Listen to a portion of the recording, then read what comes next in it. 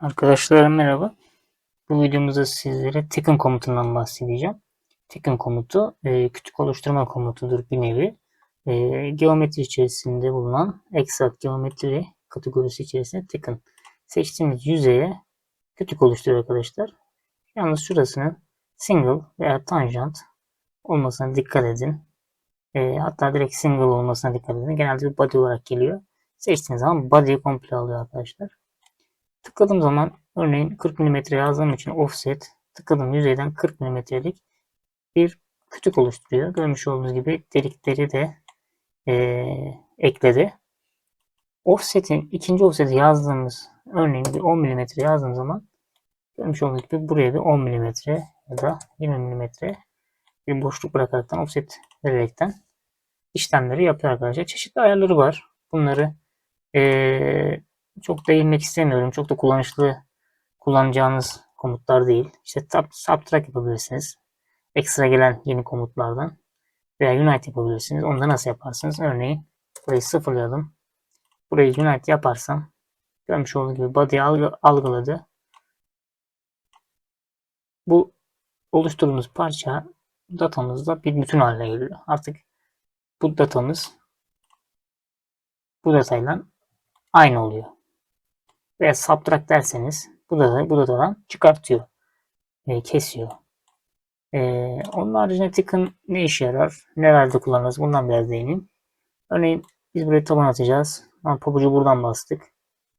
Ben buraya bir görsel bir Tick'n attım. Hatta daha bir görselliği hoş olması açısından. Pabucu ben yanlardan atacağım. Varsayıyorum. Örneğin 10 mm. 10 mm'de karşısı. Eski versiyonlarda bunu algılamıyor. Yani eski versiyonlarda tanjant olduğu yüzeyle seçerseniz tek operasyonda yapabiliyorsunuz. Tick'ını burayı seçtim. Bir operasyon içerisinde yapabiliyorsunuz. Ama ben az önce yanlış bu taraftaki duvarı seçtim.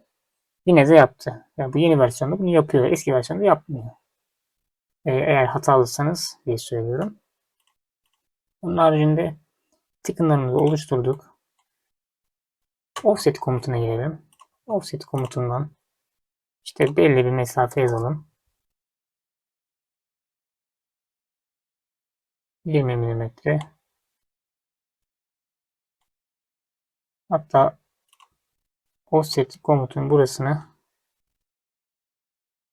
sadece 5 mm yazalım arkadaşlar. Şimdi formu bozuyor gibi geldi. Okey.